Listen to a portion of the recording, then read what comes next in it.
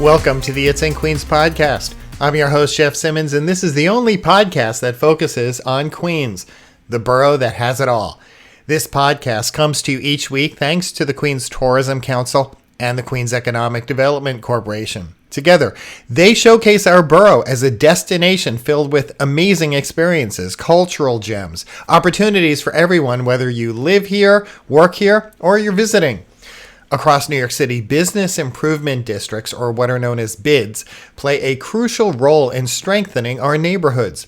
These organizations, funded primarily by assessments on commercial properties, work hand in hand with local merchants, property owners, and city agencies to enhance the quality of life and commerce in their communities. From sanitation and beautification to marketing, public safety, and small business support, BIDs provide an array of services that help our neighborhoods to thrive. In a borough as diverse and dynamic as Queens, BIDs are especially vital, and not just for boosting foot traffic and supporting local businesses, but for fostering a sense of community identity. Queens is home to a number of active, impactful BIDs, each with its own unique mission tailored to its neighborhood, and one of them is Sunnyside Shines, which serves the bustling commercial corridor along Queens Boulevard and Greenpoint Avenue. Whether it's organizing street festivals, decorating the streets during the holidays, promoting local businesses, or making the area more walkable and welcoming, Sunnyside Shines is deeply embedded in the day-to-day fabric of the neighborhood. And just a few years ago, a friend of mine, Dirk McCall, took the reins as executive director. With a deep background in public service and community organizing, Dirk brought a fresh energy and a renewed commitment to advocacy and innovation. As the BID continues to evolve to meet the needs of the neighborhood, I wanted to check in with Dirk to hear how things are going, what successes they've had, and what lies ahead. So let's get to it. Dirk McCall de Paloma, welcome back to the It's in Queens podcast. Thank you again for having me. So since your last appearance on the podcast, how has the Sunnyside Shines commercial district evolved? I'd love for you to highlight some of the more significant changes over the last few years. Well, we've always been a restaurant mecca. We've always had a lot of restaurants. We've had a lot of new restaurants open. We've had two new Nepali restaurants open that are thriving, Newache and Spicy Nepal. We have a new Filipino bakery that's opening up this Saturday officially, which should be one of the bigger things that's happened. We had Masa Madre, which is an artisanal Mexican bakery, opened up. It's probably been the most popular thing in Queens in recent years. We had the Curly's Bagels open up, which has been like massive. People have been flocking to that. But we've had a lot of change on the commercial corridor, so it's gotten stronger, but restaurants come, restaurants go. We continue to provide support to everybody and get people involved. We had 65 restaurants participating in the Taste of Sunnyside last time. So when I first started, we had about 40. So we've increased the size. It's been very successful. We have Restaurant Week every year. We're doing 2 Restaurant Weeks this year. We did Restaurant Week of the Sides with Woodside on the Move, and then we're about to do our regular Restaurant Week, and then we also work with Queens Together on their Restaurant Month. So we always promote it to our merchants. I think that's fantastic. In terms of the food events and the number of restaurants, I mean, you really have a district that is it has such a range of culinary options. How do you get that message out there? Because this is a core responsibility of BIDs across the city. It's promoting the district.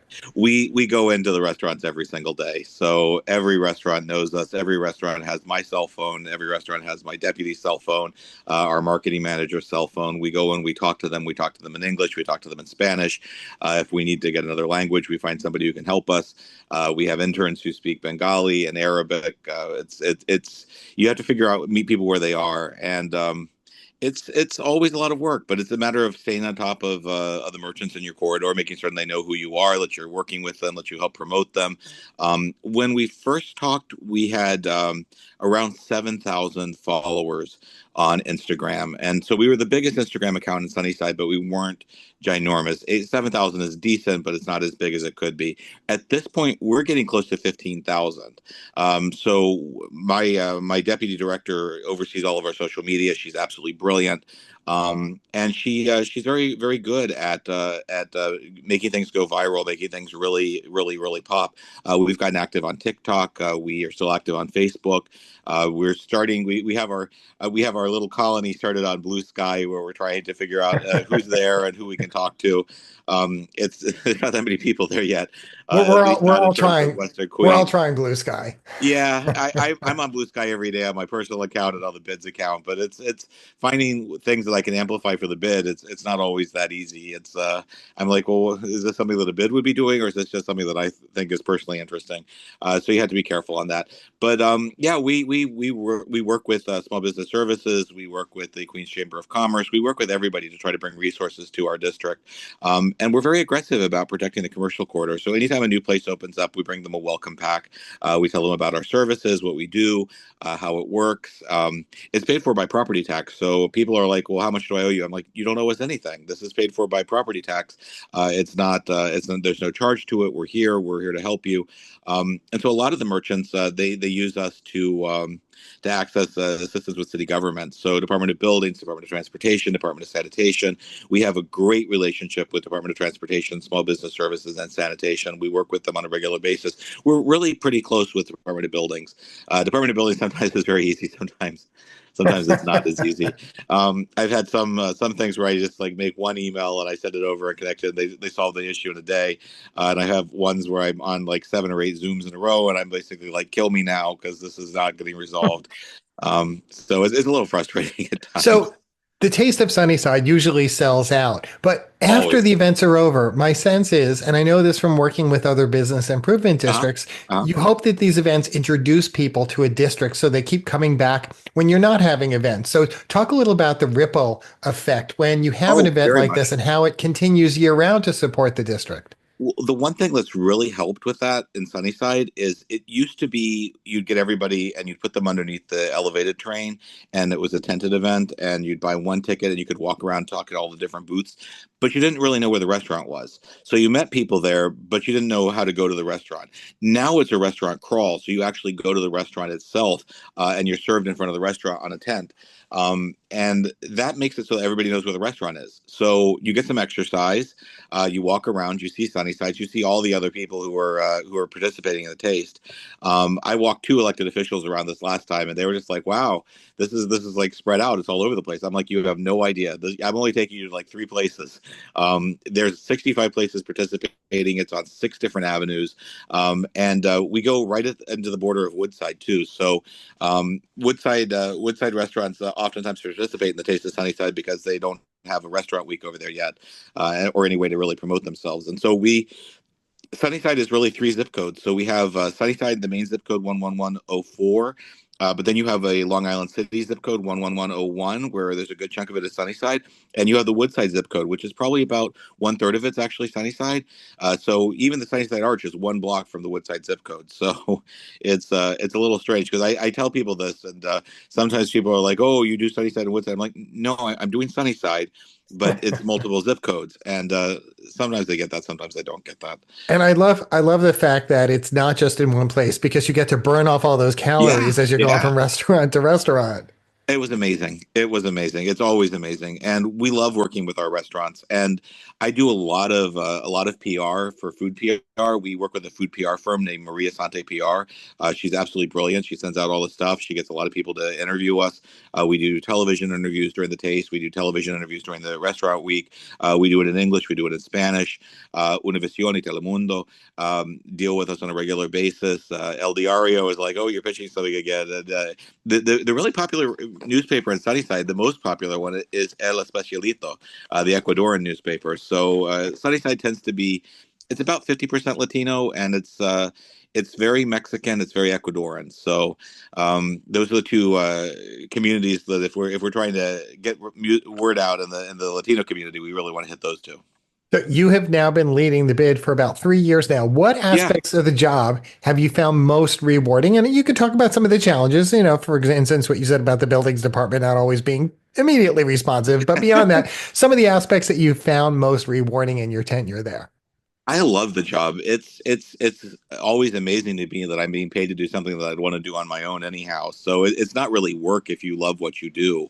And I absolutely love what I do. It's and I love my coworkers. I have really just about the best team. I've hired a lot of people over the years. 30 something years of yeah, I feel old some days. But no, I have the best team. My team is amazing. They're really smart. They're really together. They're dedicated to Sunnyside. And my deputy director is a Sunnyside native, born and raised in Sunnyside, lived here her entire life. Absolutely amazing.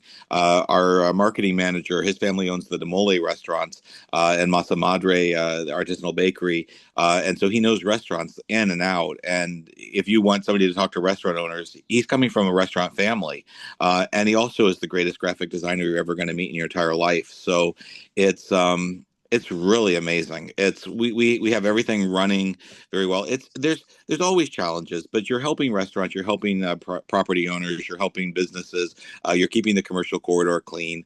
And I'm always trying to figure out what can we do next that can make it even better. So we talk to our elected officials. We are so fortunate in Sunnyside. We have Nydia Velasquez, our congresswoman. She's absolutely dedicated to small businesses. She's brilliant. She's wonderful. She secured money to help us improve our streetscape, and she's wonderful. She's just truly a gift from God. Senator Mike Gianaris, who's the deputy majority leader, who's one of our biggest champions. Mike comes to almost everything we do. He invests in Sunnyside. He's very concerned about making sure all restaurants and all merchants are being served. He's very, very determined to make sure that we're able to do things in multiple languages. And he and his staff have just been absolutely amazing. We now have Assembly Member Claire Valdez, who's really wonderful. She's great. She's championing a lot of the work we do. She comes to a lot of our events. She's a great breath of fresh air. And we have one of the best council members of all time, Julie Wan. Julie Wan is so good for small business, so good for the district. She has worked so hard to help us clean up the streets. She's very invested in sanitation issues, and she's very invested in trying to make certain that bids are able to work and work in a way that works for the district and works for the people. She's truly remarkable. So we're very fortunate to have good partners. Small Business Services has been absolutely wonderful. I write all of our grants, and I apply for every grant that I think I might possibly qualify for, and some that I probably am like at the borderline of qualifying for. But we've been very successful. We got the Public Realm grant last year. This is a grant that you can get 1 year and you can't renew. So we're doing a lighting project on Greenpoint Avenue. So we're calling Greenpoint Avenue Avenue of the World, and we're trying to light it up at night and make it more engaging so that people want to keep their stores open later and people feel a little bit safer. Sunnyside is in the 108th precinct. It's very safe, but it's very dark on Greenpoint at night. And we're trying to light it up. We're trying to make certain that it's a little bit better. We're also doing wayfinding project. So the wayfinding project is going to be really, really good. It's going to help us to drive people to our website to see more of the stuff that's happening in Sunnyside, but tell people about some of the history, because you see some of these street names and you're like, who the heck is that? If you haven't lived here for 20, 30 years, you don't know who these people are. So we're researching their history. We're writing up stuff about them. We're putting it on our website. We're having QR codes, but we're also having a little bit of information on plaques that we're putting up so that people know the history of Sunnyside, because Sunnyside has a lot of history. And then we were just chosen as one of the 6 to celebrate by the Historic Districts Council. So we're starting to do some work on landmarking. We have a lot of Art Deco buildings, and we're going to make it so that people have a chance, if the owners, the property owners, want to landmark their buildings and protect their buildings, they have a chance to do it. And Historic District Council is going to work with us on that. We've been trying to find a way to save the Bliss Theater, which is an old movie theater that became a Jehovah's Witness Kingdom Hall. It's sold to a real estate developer who does affordable housing and market rate housing, but they're housing developers, so they don't manage commercial spaces like that. So we've been talking with them and trying to find some way that we can try to preserve the theater if possible. We've been going in circles trying to find alternatives to try to move some of the air rights off that lot onto other lots where you could go a little bit taller.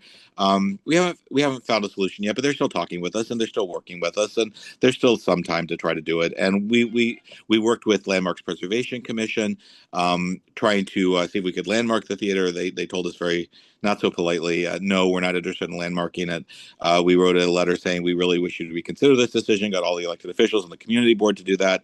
They ignored that letter, so it's Landmarks Preservation Commission. It's I don't know what they're thinking. They always say they want to do stuff in Queens, in the outer boroughs. They're like, we don't want to just do stuff in Manhattan. So we bring them stuff, and then they're like, no, we're going to take a pass. I'm like, that doesn't make any sense. So But you mentioned the lighting program on Greenpoint Avenue. yeah. Looking ahead as well, any other exciting projects or initiatives that Sunnyside Shines is planning for the future? Yeah, we're trying to figure out exactly what else we can do. It's we're trying to do a big project with our tree beds. So I have a big grant written right now that I'm starting to shop around to people to really overhaul all of our tree beds, to put new tree guards in, to do mulching, to do plantings. I look at the tree beds in Long Island City and in the Flatiron District and in Union Square Partnership, and I see how beautiful their tree beds are with all the plantings. And I'm like, why isn't Sunnyside like this? And it's because we don't really have any wealthy people, and we don't have like wealthy corporations that are based there. So sometimes you have some success, sometimes you don't. But we're taking this to Con Edison and National Grid and some of the clean energy companies, and we're saying invest in Sunnyside, invest in the environment, invest in us making this prettier. We with Nydia's funding, we're installing news boxes. So you've been around Grand Central Partnership where they have the news boxes on the street. We're installing 4 metal news boxes in Sunnyside and getting some of the clutter off the street. So that's going to make things a whole lot better. We have a light pole banner program where we try to have really interesting designs.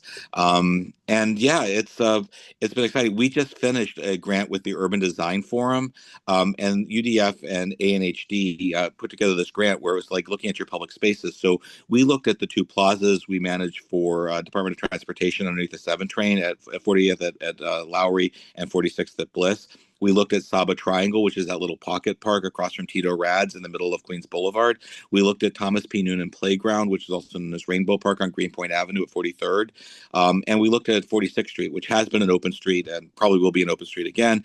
Although running an open street is it's challenging. There's most people love it, and everybody's this is great, but it's a lot of money to run an open street because you have to do the programming, and you have to do the cleaning, and you have to do the plantings.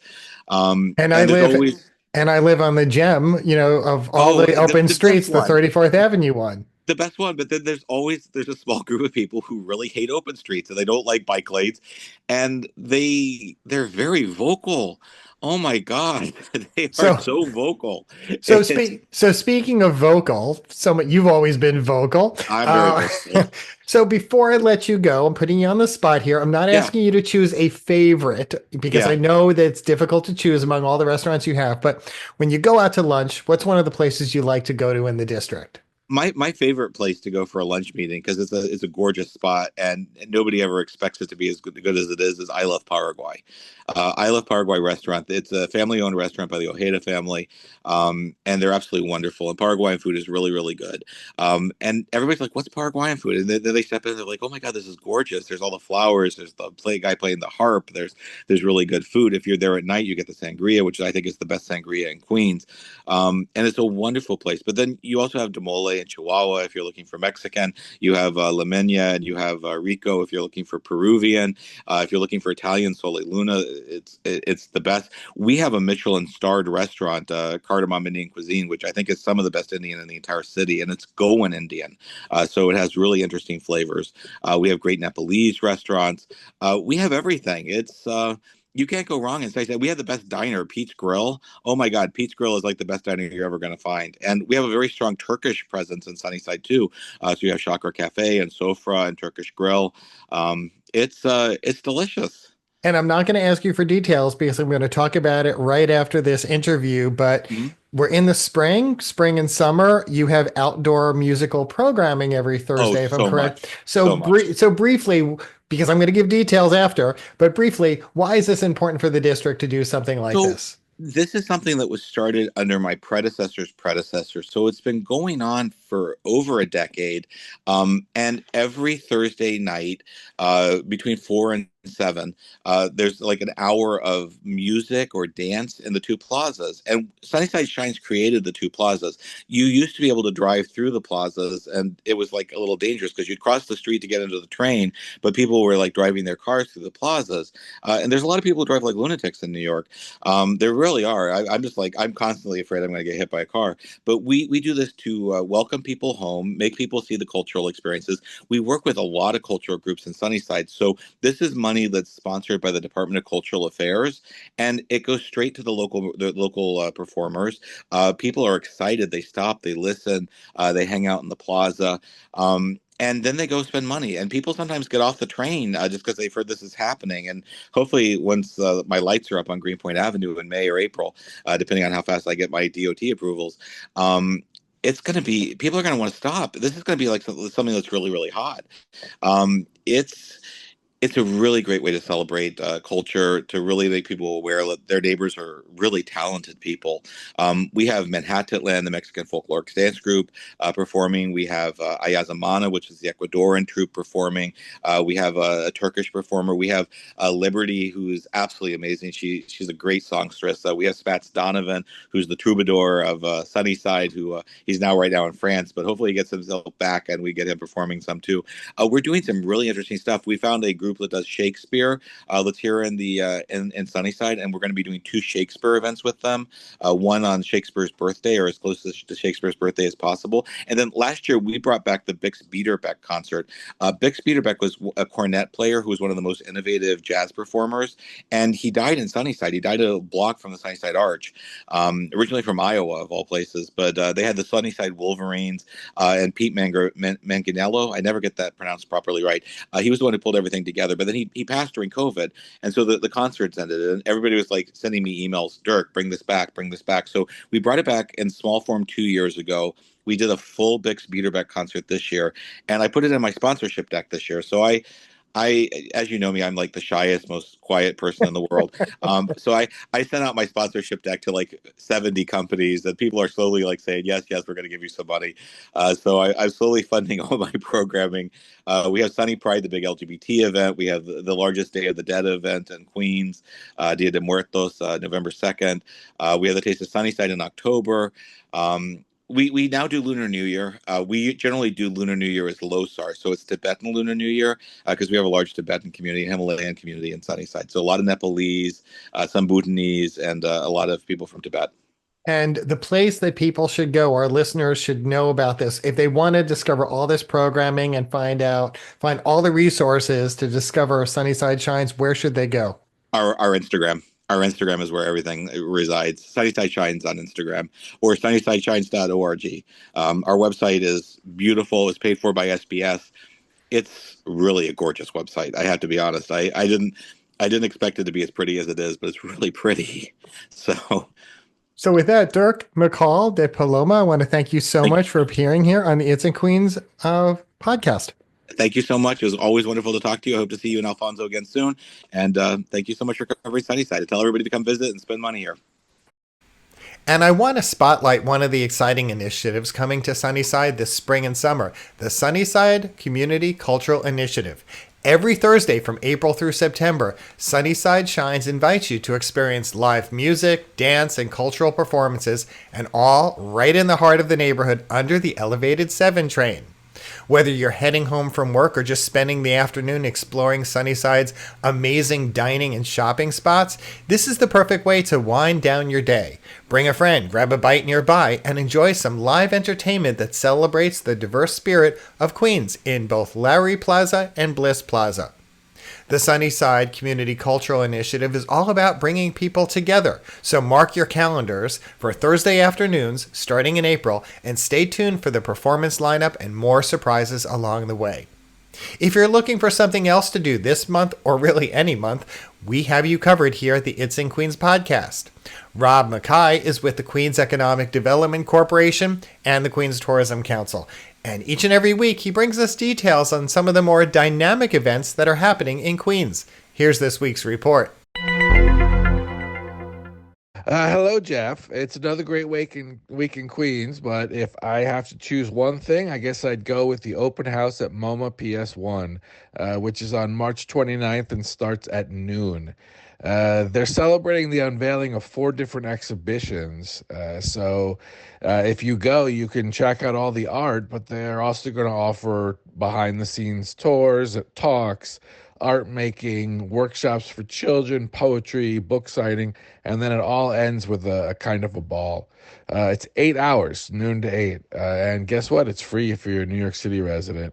So that would be my tip. And just in case you can't remember, MoMA PS1 is the huge International Arts Center on Jackson Avenue in Long Island City. It has a tiny sister museum in Manhattan called MoMA. But we all love the MoMA PS1. All right. Thank you, Jeff. See you soon. Thank you, Rob. That is just a few of the things that are happening in our borough, and the place to go to discover everything that's on the horizon is at the It's in Queens website, and that website address is itsinqueens.com. If you're interested in more business-related news, then head right over to the Queens Economic Development Corporation's website at queensny.org. And when you visit either of those websites, make sure to take a moment and sign up for their newsletter. That way you get notified right in your inbox about opportunities. When you visit any place in Queens, when you're traversing Sunnyside, for instance, snap a photo or two and share them with us. Make sure to use the hashtag #It'sInQueens when you post on Instagram or on X, because your photo could become our photo of the week. I'm your host, Jeff Simmons, and that's it for this week's It's in Queens podcast.